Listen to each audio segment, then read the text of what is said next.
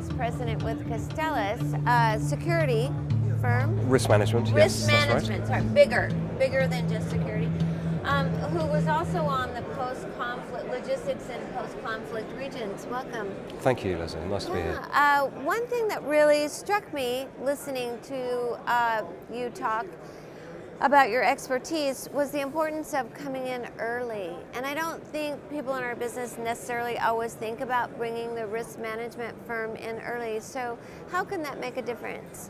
We think that's a fundamental part of managing a successful project, and for those who have experience of working remote sites, there are many variables that can dramatically affect the outcome of the project and cause delays and cost increases. And one of the things we think we're good at doing is ensuring that the speed bumps along the way that might delay and cause cost growth can be smoothed out with discussion and prior preparation and planning. So we spend a lot of our time working with clients at a very early stage in the process to try and help them understand how to mitigate things that might happen. And so if they do happen, they've got a plan in place and it's much cheaper and easier to resolve a problem. So when you're in that more ideal situation coming in early on a project, do you also get involved perhaps with analyzing or assessing the benefits or the risks associated with different options?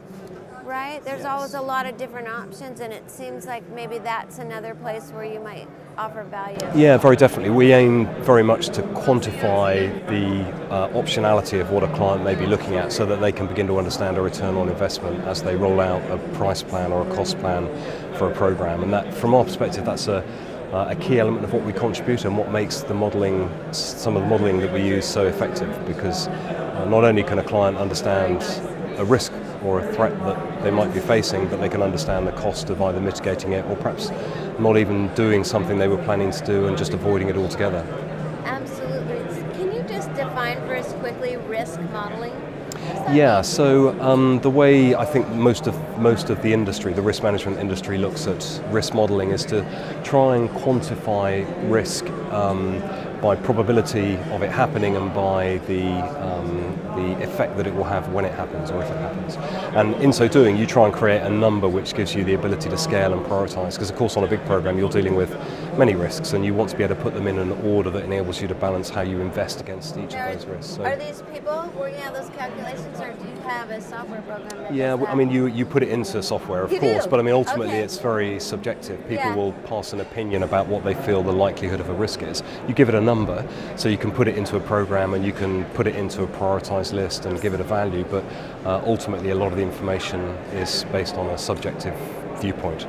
And that's where the experience element comes in, because you know, when you've operated in many countries, you see many programs, as people who are working together to try and deliver one of these projects have, then you want that experience to sit around the table and say, well, what do we think the likelihood is, and what do we think the probability is, and what do we think the effect is going to be, and to try and quantify one against another.